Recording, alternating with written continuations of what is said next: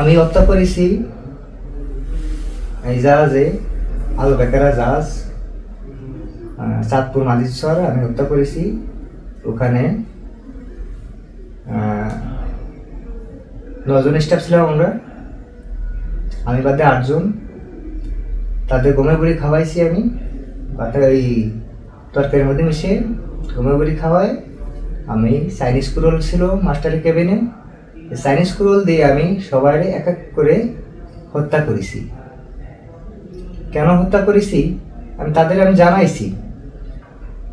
তাদের কি জানাইছি, এই যে আপনাদের মাস্টার ড্রাইভার এই যে আমাদের সাথে ঠকাচ্ছে, দুর্নীতি করতেছে, খারাপ ব্যবহার করতেছে, গালাগালি করতেছে, বকাচকা করতেছে, গাদা মতো খাটাচ্ছে, তাই কোনো প্রতিবাদ আপনারা করতেছেন না। তা তারা আমার বলে কি, সব জায়গায় একরকমই, তারা আমাদের বলে কি প্রতিবাদ করলে নামা দেবে, নামা দিয়া তো মগের মূল্য বলেই নামা দেওয়া হয়ে গেল। এটা নামাতে গেলে একটা লোক নামাতে গেলে 3 মাসের বেতন দিয়ে বা বকেয়া বেতন দিয়ে নামাতে হয়। তা এই জায়গায় কিছুই হচ্ছে না। এই জায়গায় ফট করে একটা জাহাজেতে লোক নামা দিচ্ছে, কেমন ধর মামুপুরে আড্ডার কলা আমার নেমে গেলাম। তো নামা দিয়ে বলো 82 টাকা মারি দিবানি। 82 টাকা মারতে গেলে সারা বছর কেটে যায়, 82 টাকা আটকে যায় নেটের কারণে টাকা আসে না। এই 1 বছরের মধ্যে বা 5 মাস 6 মাস 4 মাস বেতন আটকে থাকে। আর এই বেতন পাতে গেলে 3-4 মাস এরকম ফোন দিতে হয়। তাই এই ফোন দিতে দিতে যে ফোনের টাকা যে খোয়া ফেলায়, এটা বেতন আলাদাভাবে আরেকটা হয়ে যায়। তারপরেও মাস গেলে বেতন ফেটায়, যদিও কোনো জাহাজে ফেটায়, তা পুরোপুরি বেতন কেউ ফেটায় না, হাফ ফেটায় বা 3 ভাগে 1 ভাগ ফেটায় বা 4 ভাগে 3 ভাগ ফেটায় এরকম। তা আমি 8টা মানুষে ফোন করেছি, তাদের বাইকে চুপ করে 3 জন আহত হয়েছিল। তা 3 জনের মধ্যে 2 জন হসপিটালে যাবে মারা গেছে শুনেছি, আর একজন মনে হয় এখনো বাইসে আছে। তা যদিও সে বাইসে থাকে, তার কাছে আমি একটা জিনিসই বলি,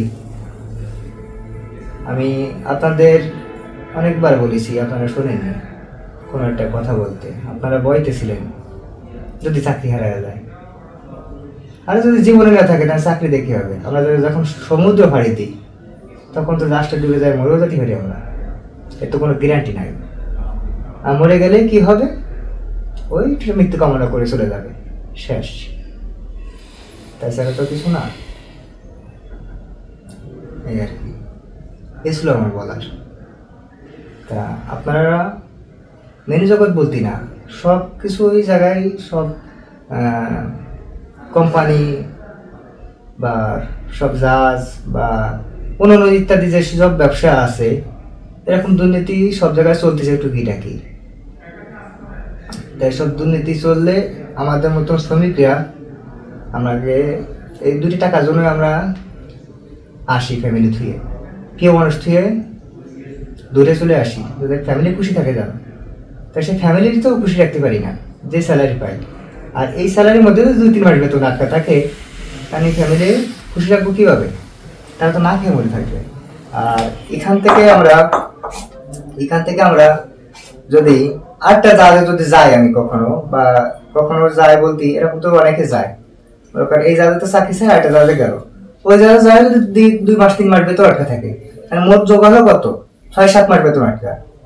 তাহলে 6-7 মাস বেতন আটকে থাকে যদি আমার 1টা বেতন পাতে হয়, তাহলে তার ফ্যামিলি কি করে থাকে?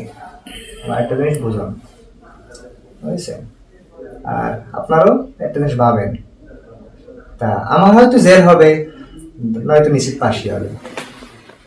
তাহলে আমার আইডিয়া ছিল বলার, আইডিয়া বললাম। আল্লাহ হাফেজ, ভালো থাকেন আপনারা সবাই।